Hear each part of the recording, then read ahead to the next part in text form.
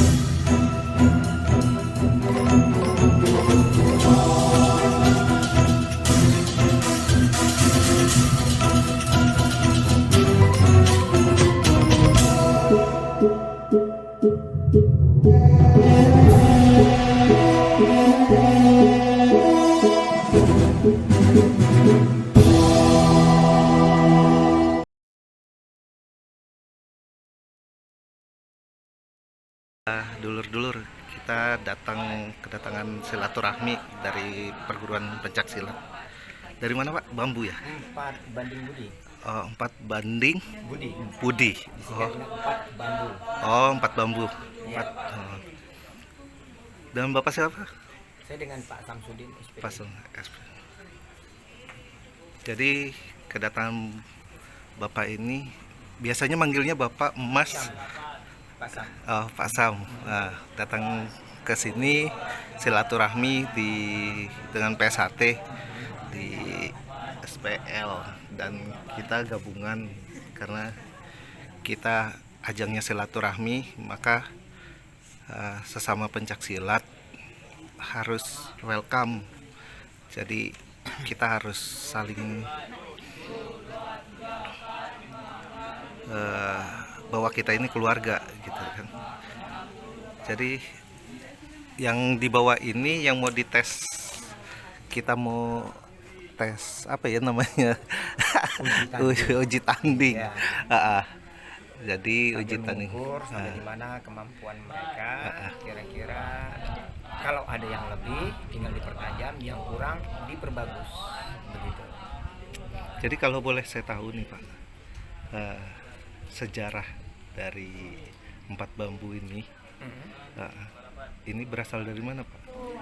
Perguruan pencak silat 4 banding Budi ini sejarahnya adalah sejarah daripada perguruan Melayu Serumpun. Melayu Serumpun itu terdiri daripada 6 aliran bela diri. Wow. 6 aliran bela diri pencak silat, yang khususnya silat Melayu ya. Yang pertama itu adalah silat Melayu Sinding. Silat Sinding yang asli daripada Bintan itu sendiri. Yang kedua aliran silat cekak, ya, itu juga dari Bintan. Kemudian silat gayung itu Bintan dan Johor.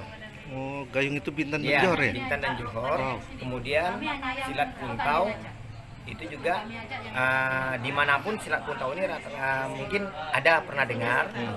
Itu juga, tapi versinya dari versi Melayu Serumpun, ya, kuntau. Kemudian ada silat Pangian. Silat Pangian aliran daripada silat harimau. Kemudian ada silat Tuo Padang, aliran dari Sumatera Barat. Silat. Iya. Nah, jadi dari sini aliran ini, dari 6 aliran ini kita kombinasikan karena sama-sama memiliki yang namanya sama-sama memiliki aliran yang sama, karena memiliki teknik yang sama, yaitu langkah 4, langkah 8 dan langkah 12. Dari 6 aliran ini sama, langkah 4, langkah 8 dan langkah 12. Jadi bisa dikomunikasikan secara langsung. Karena berdasar sejarah dulunya, 6 aliran silat ini dulunya adalah merupakan salah satu bela diri Melayu yang dulunya puncanya ataupun istilahnya asal muasalnya dari satu guru, kemudian terpecah. Nah, sekarang inilah kita coba menyatukan kembali untuk Melayu Serumpun itu tadi. Begitulah kira-kira. Jadi saya pernah dengar tuh langkah 4, 8, 12. Ya, siap. Nah, ini memang Melayu asli gitu kan. Iya. Nah, jadi tertarik kali saya dengan langkah itu karena dasar dari pencak silat ya langkah gitu kan. Iya. Kalau gerakan semua pun hampir sama Iya. gitu kan, tapi kalau langkah dia memang semua pencak silat harus memiliki dasar itu kan. Iya. Nah, tapi yang tertarik lagi masalah bela diri silat dari Bintan asli nih, Sinding sama Cekak. Iya. Nah, kalau Sinding itu sama Cekak apa perbedaannya, Pak? Sinding itu permainan dia tidak menggunakan jurus. Itu gerak, itu pukul. Oh, gerak pukul. Berarti serang bukan? Bukan. Bukan ya. Dia sistemnya memanfaatkan tenaga gerakan lawan. Oh, Dan gerakannya itu dia fleksibel, tidak menggunakan jurus, tapi dalam kata artian sudah dilatih secara improvisasi. iya iya. Ya, diajarkan dasar-dasarnya, nanti secara improvisasinya akan dapat itu. Kemudian kalau yang dicekak itu dia mainnya main langkah sumbang, memotong gerak. Lawan masuk, ibarat pencaksilat, lawan masuk dia memotong gerak lawan, memotong gerak. Ibarat kita jalan pintas, nah jalan lawan menuju dari titik A menuju ke titik B lewat jalan utama. Kalau Sinding ini menggunakan jalan pintasnya, begitu. Tapi bukan loncatan kan? Bukan ya? jalan pintas. Dia lebih banyak dia mencuri gerak. Oh iya. Mencuri gerak, dalam bahasa ininya kita sebut dengan curi gerak. Cekak. Ya, itu cekak. Kalau di gayung itu kebanyakan biasanya di seni. Iya, seni. Ya, seni.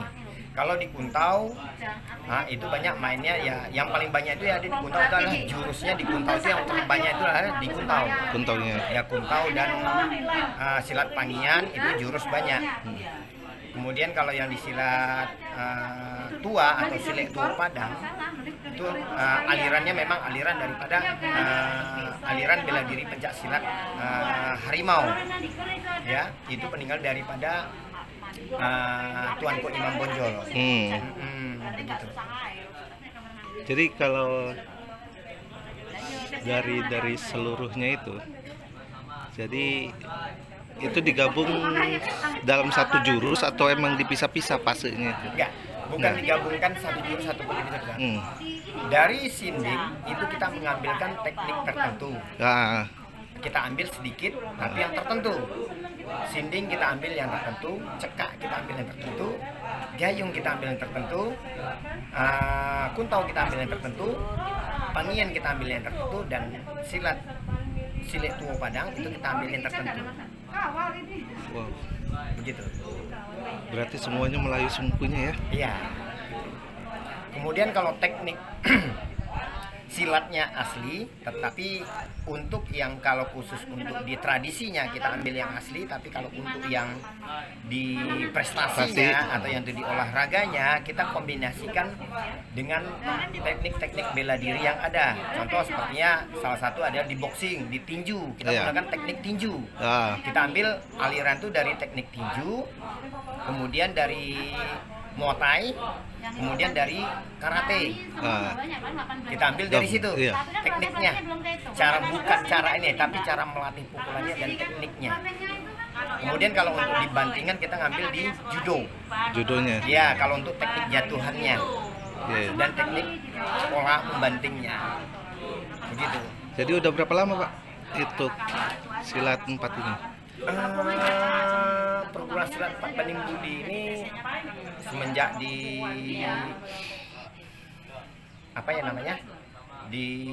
ada daripada dewan-dewan pendekar silat Melayu Serumpun, itu mulai berdiri itu tahun 80-an.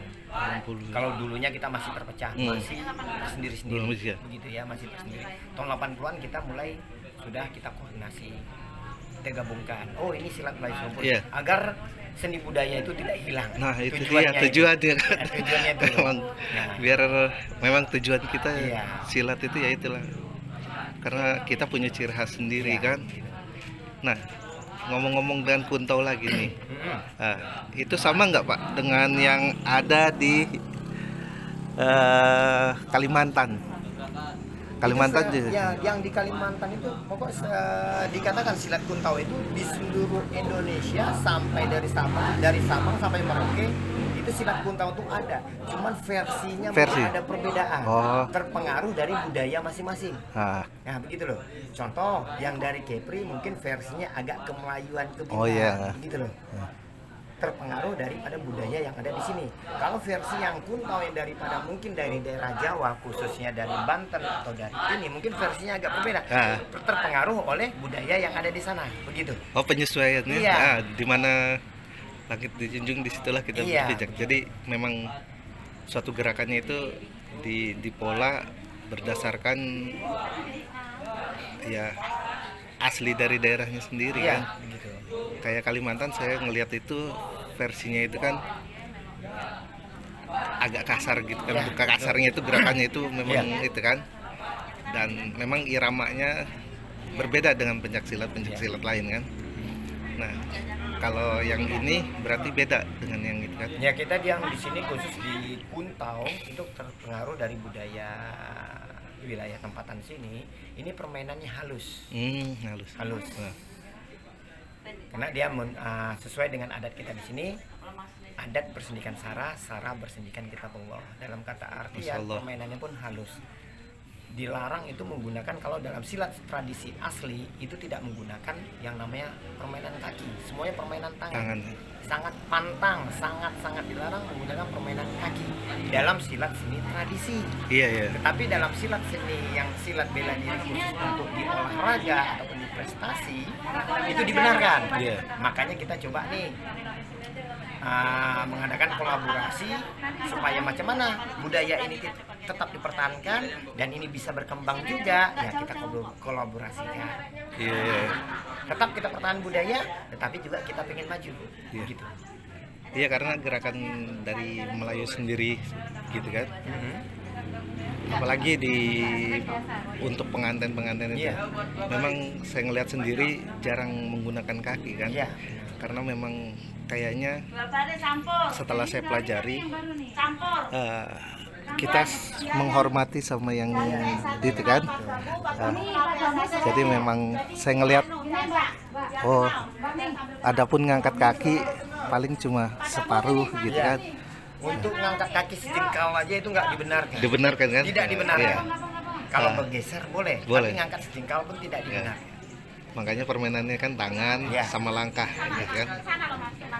Nah, untuk tingkatannya sendiri Di perguruan empat bambu itu tingkatannya yang tingkatan dasar itu kita belum ada yang namanya sabu. Ya. Kemudian tingkat awalnya tingkat sabu dasarnya itu adalah putih. Sabu putih ini tingkat dasar pertama. Kemudian masuk tingkat yang kedua adalah kuning, tingkat yang ketiga adalah hijau, tingkat yang keempat adalah biru, tingkat yang kelima adalah coklat. Kalau di PSHT mungkin dikenal yang apa ya, warga. Kalau di Empat Bambu itu coklat. Coklatnya. Ya. Kemudian setelah itu nanti setelah sabu coklat yang kelima ada coklat 2. Oh, coklat 2. Iya, Itu coklat garis 2. atau apa? Ya, Garis atau apa? garis. Dia Gitu. coklat, nanti ada putihnya. Putihnya di itu. tengah. Gitu. Ah. Kemudian setelah itu baru nanti ada coklat trip 1. Trip. Trip 1 hitam. Berarti Baru di samping naik ke itu? hitam. Itu samping. Ya. Trip itu di samping. Di seperti ini nanti ada Yes. tripnya. Oh. Ya. Nah, begitu. Di karate dan lah. Ya, kalau di karate dan. Iya. Nanti itu setelah itu nanti baru masuk ke sabuk hitam yang terakhir, tingkatan terakhir. Nah, setelah tamat dia mempelajari teknik ini semua, Nah, baru nanti ada teknik yang selanjutnya, yaitu baru mempelajari olah kebatinannya. Nah, itu yang hitam, tingkatan terakhirnya itu adalah hitam trik cantrik 1 atau trip 1 Nah. dan hitam trip 2. oh di itunya aja. Iya. Wow. Memang pelajarinya lama berarti ya? Ya, saya aja udah sekitar lebih kurang 30-an tahun lah. Lebih kurang. Astagfirullahaladzim. Masya Allah ya, Lur, 30 tahun.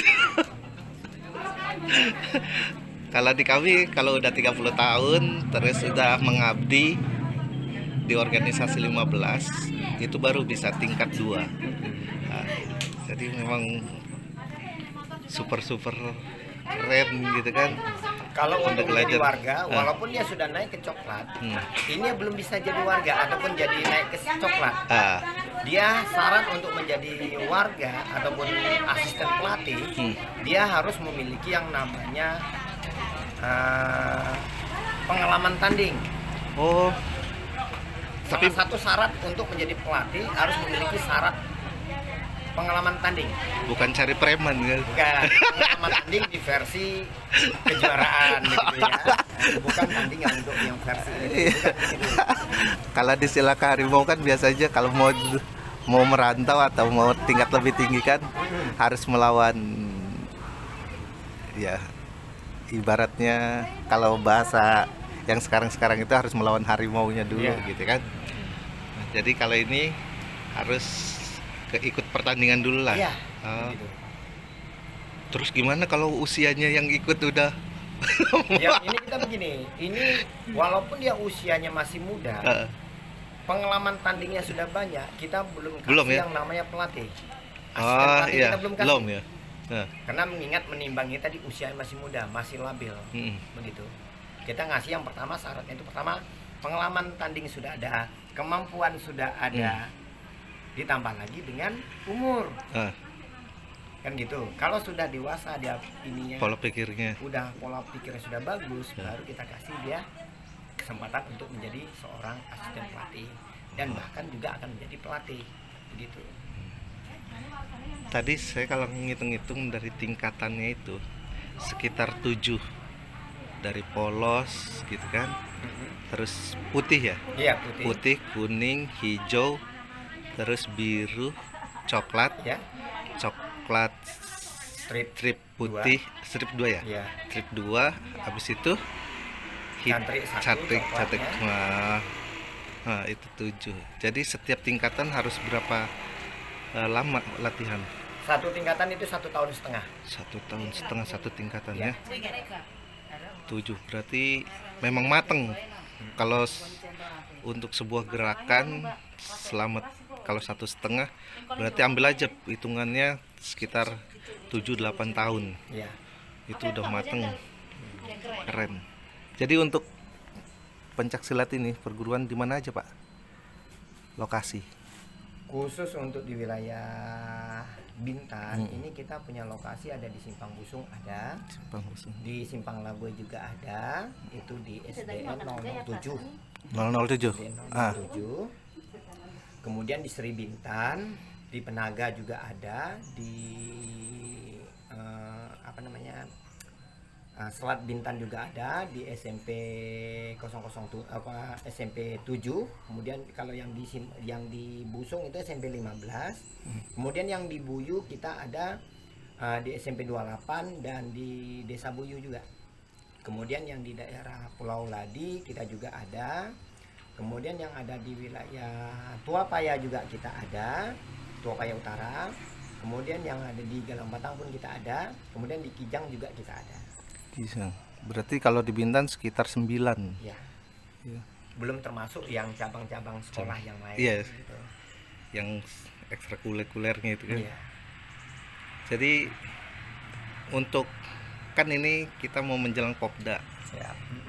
Apakah ini baru pertama kalinya, emang apa udah sebelumnya turun, Pak? Popda kita udah turun, ini yang kedua kali. Kedua kali.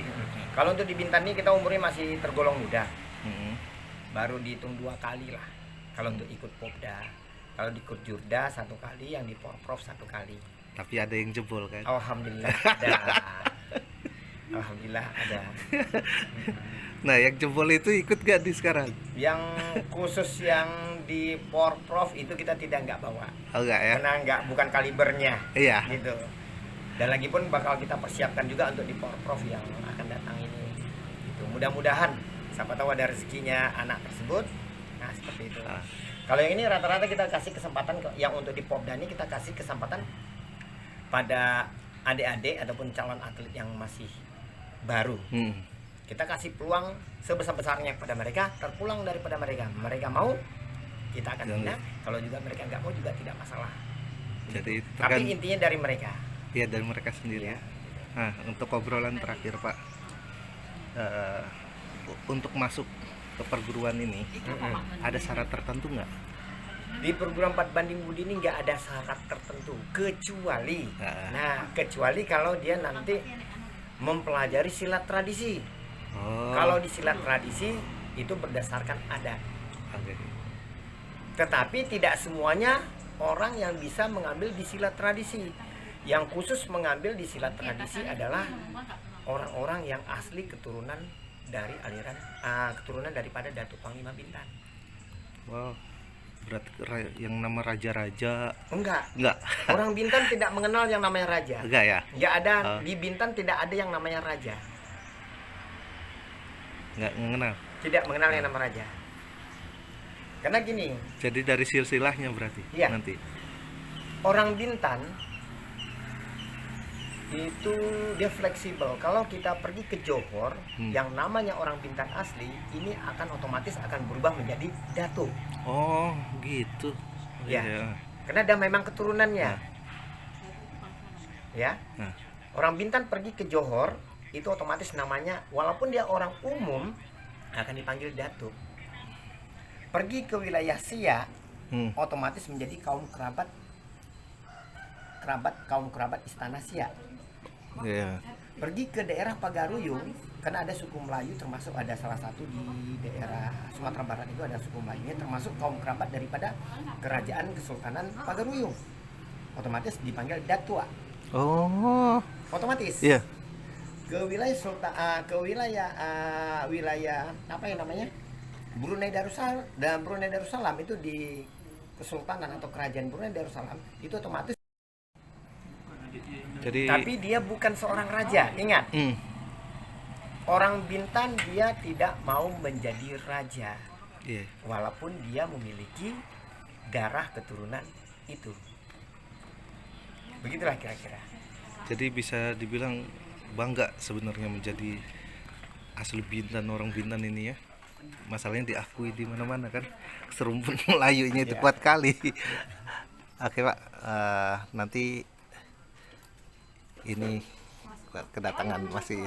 Siap. Jadi nanti kita akan melihat adik-adik kita yang akan kita uji teknikannya. Semoga dengan silaturahmi ini untuk saya pribadi bisa berkunjung di tempat latihan, dan untuk tempat latihannya itu nanti saya akan carilah informasi. Jadi Bapak nggak usah informasi, biar kami yang cari.